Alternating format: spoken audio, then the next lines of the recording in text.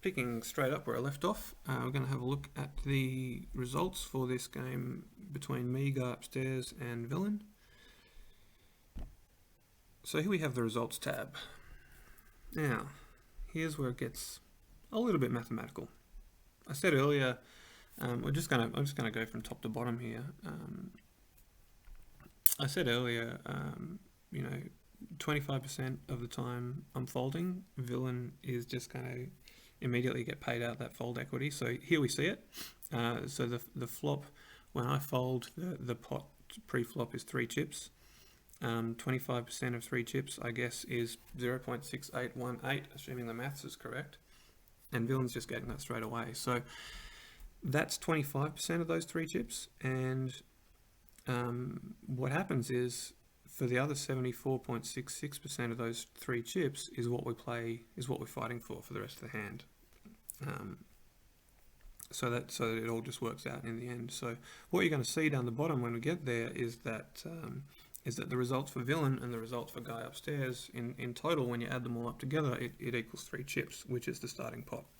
So absolutely, that makes sense. The total EV for him and for me is what was there in front of us to start with. So then we've got the other 75% of the time. I'm betting 5 chips. I put 5 chips in. The cost to me to put 5 chips in is normally 5, but because everything is scaled down by 75%, because this is only 75% likely to ever happen, to compensate for the fact that the software won't let you fold, everything else gets scaled down by that factor. So 3.09 chips is what I pay. It goes against me, but I get some of that back when Villain folds 27% of the time. So 27% of 75% of whatever the pot would be. Let me think here. So I've raised a 5, 6, 7 for the big blind. So 75% of 25%, 75% of 27% of 7 chips is going to be 1.47 chips. And that's what I get back in my fold equity. And then he calls because he's not folding 73% of the time. Everything gets scaled down by a factor of 73% to make his cost to call significantly lower than my cost to raise, although it's only 3 chips for him and it's 5 chips for me. On to the turn. On to the flop. So I'm betting 20, but because everything's already been scaled down significantly, it's only costing me 11. And I'm getting paid out 60% of the total pot, which is, I guess it's 30%. 30 chips. But I'm getting back this. So it cost me 11, I'm getting 9.7. I'm not quite making a profitable bluff there. It's costing me a little bit, but I'm getting fold equity. It's costing Villain 4.8 to call. So we're both, obviously we're both losing money here.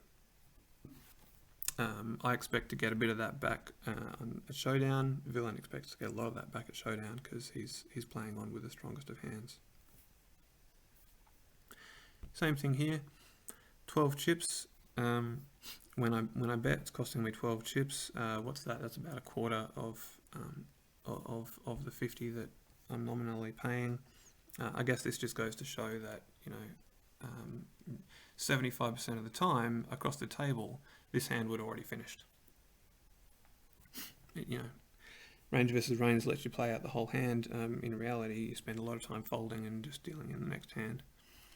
And so we've got 6.5786 chips to call. My bluffs aren't quite profiting, but I'm getting something back, and Villain's paying more, so passive play is painful. But when we get to the showdown on the river, we get 2 showdowns, as I said before, and 68% of the time we've got a showdown here, and 32% of the time play continues. When we do get the showdown, you can see here, based on the equity that we saw in the previous video, I'm getting paid 2.4 chips back, and Villain's getting paid 10.7, which is really the majority of the chips that he gets in this hand. He gets at that showdown. Then we've got me betting to 125 all in, almost a pot-sized bet, and it's pretty interesting to see here that, you know, it's so rare that we actually get to this point across the table that it's represented here as it only costing me 5.48 chips to bet to 125. Or I shouldn't say it's costing me 5.48 chips, I should say that's the net result, the net effect on my results. And I'm not getting paid enough fold equity to make that a profitable bluff, but on the other hand, you know, I'm not too worried if my bluff on the river isn't profitable, as long as I'm not, you know, trying to be exploitive and bluff too much, because then I'm getting exploited myself.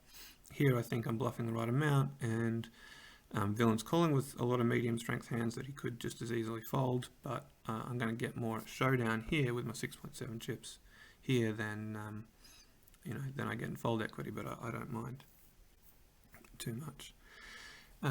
So my 3.6 fold equity, Villain pays 3.8 to call, and then we have the showdown where I get a little bit more of the residual pot.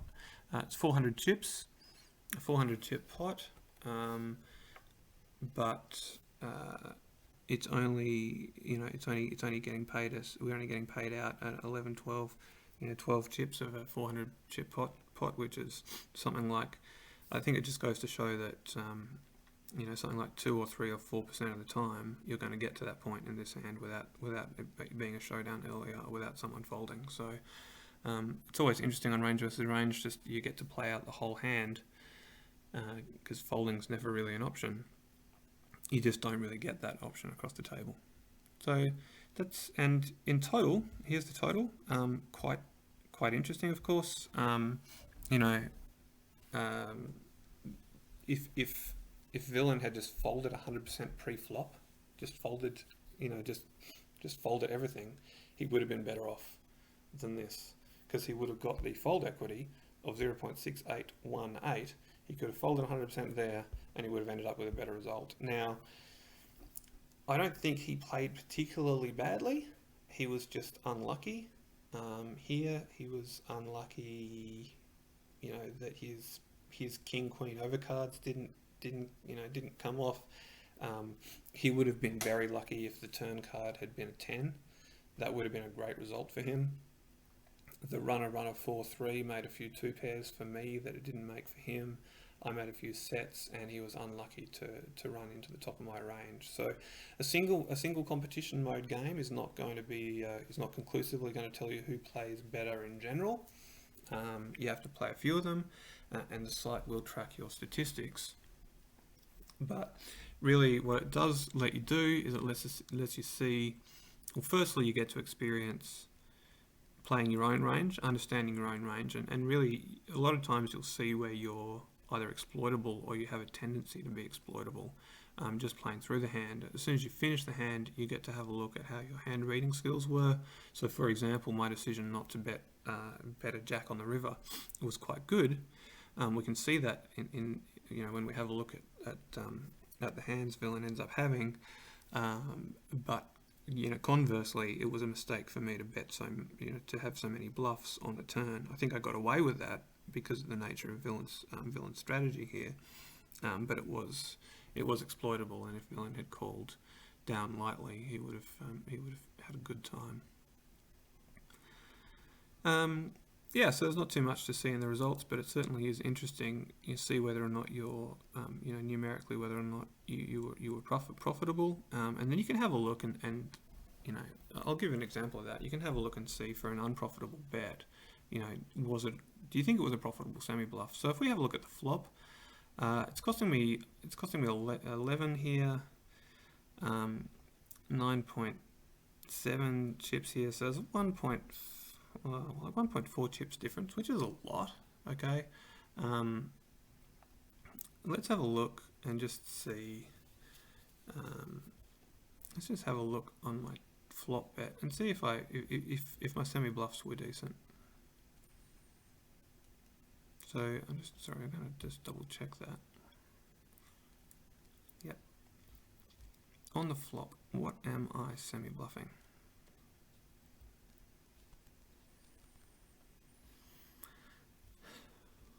So we've got, geez, yeah, look at that. I mean, I'm betting 4-3, 3-2. I'm betting a lot of crap here. 7-3 suited. Those are not hands that are going to improve often enough. So I mean, yeah, that pretty clearly shows you that I've got an unprofitable bluff here. I'm bluffing a lot of hands with this 20 chips, and I am not getting that money back. You know, for some of those low hands, I was lucky that the river, turn and river played out low card, but it's just not going to happen often enough. So you can certainly see some leaks if you just you know, review and have a think about it a bit. Have a look at your semi bluffs. See, you know, I mean, was I wrong to, you know, let's just have another look here. Like, was I getting calling stationed here when he calls with 40% of hands? No, I don't think so. You know, I should have seen this, right? I should, you know, he was very wide pre-flop. I think clearly I bet too much on the flop, and then clearly I bet too much on the turn. So unprofitable bluff on the flop. Yeah, unprofitable bluff on the turn as well. And I mean, really, how much value do I have? You know, I've got. I mean, look, Jesus, 9-3 with no draw. I'm bluffing. Okay, well, you know, I should have just that was unprofitable, and I end up checking that back on. I end up checking a bunch of these hands back on the river. I'm making absolutely no money on these. Let's just have a look. Oh yeah, look at that. I'm giving up. See, my 9-2 suited, very unprofitably played here. I could have really done a lot better in hindsight. So, you know, I think in hindsight, Villain's play was reasonable. He wasn't too much of a calling station, and I bluffed too much, and it cost me. You know, it's all well and good to look at your results and go, oh yeah, well look, I was ahead, but you're always going to be ahead if you happen to run into the top of your range, and Villain's playing passively and doesn't even have an aggressive range. So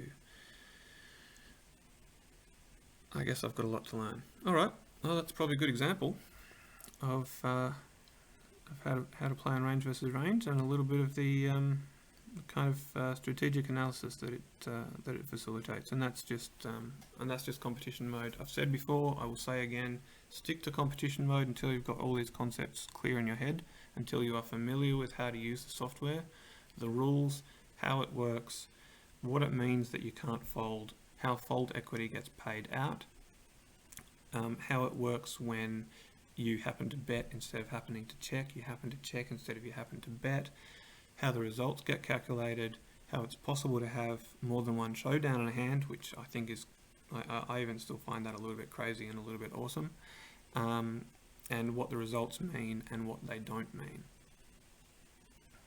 Thanks for watching, and if you've got any questions, Anonymous7 on Reddit, send me a PM or email me, rangeversusrange@gmail.com. I think it's at google.com now, rangeversusrange@google.com. And also there's a Range versus Range subreddit you can post to. Always happy to see action there. Otherwise, jump on, start playing a game with me, and we can talk in the chat on Range versus Range.